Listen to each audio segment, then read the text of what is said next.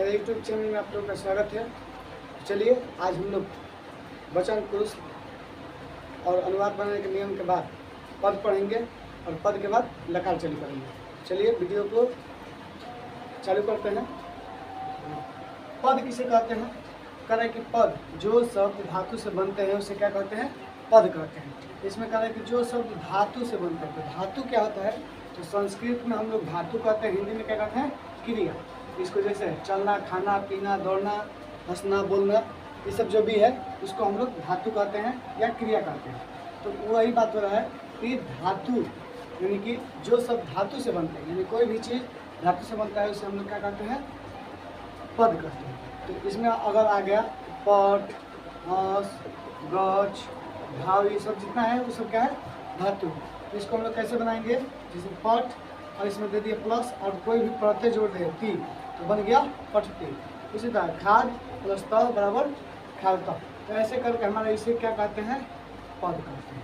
ये हमारा हो गया पद। अब कह रहे कि धातु किसे कहते हैं? तो कह रहे कि क्रिया के मूल रूप को धातु कहते हैं।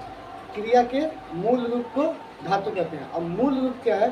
तो देखिए पट का मूल रूप पटी होता है, खाद का मूल रूप खाद होता है। अब गम किसका होता है? गम या गच, गच का मूल नाम क्या है? गम होता है। दृश्य, दृश्य का मूल नाम पश, ये पश का मूल नाम क्या हो गया? दृश्य। गच का मूल नाम क्या हो गया?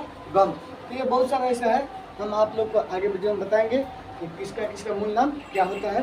ठीक है, तो इसी तरह ये पट, खाद, गम, दृश्य, भाव, ये सब जितना है ये क्या है? धातु।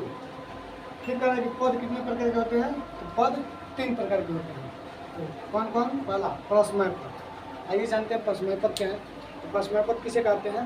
तो जिस वाक्य में 5 लकार का प्रत्यय जोड़ा जाता है उसे हम लोग पद परस्मय पद कहते हैं। यानी कि जो भी लकार का होगा और वाक्य हम लोग उसमें जोड़ेंगे, तो वो जितना भी जोड़ेंगे, यानी हम लोग जब 5 लकार सब पढ़ता है, ठीक है, तो उन 5 लकार को ही परस्मय पद कहते हैं।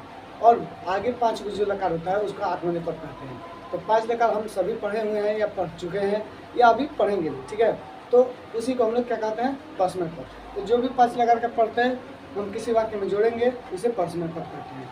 ठीक है, आइए दूसरा आत्मनेपद। आत्मनेपद किसे कहते हैं? तो कह रहे हैं कि जो क्रिया अपने हित या स्वार्थ तक सीमित रहती है तथा उसको प्रकट करने वाला आत्मनेपद कहलाता है।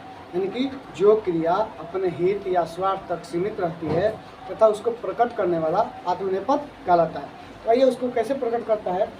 जैसे पहले वाक्य में हम लोग जानते हैं कि आता था वह पढ़ता है,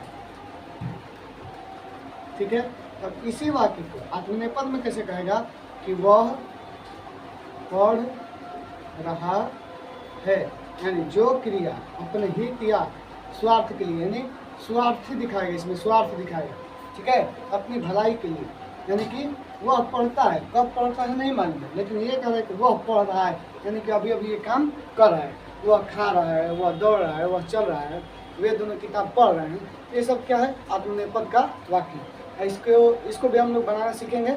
कैसे बनाया जाता है हम आगे वीडियो में आप लोग को बताएंगे। अभी परिभाषा समझ लिया जाए। चलिए, उभय पद क्या होता है? ये तीसरा है उभय पद।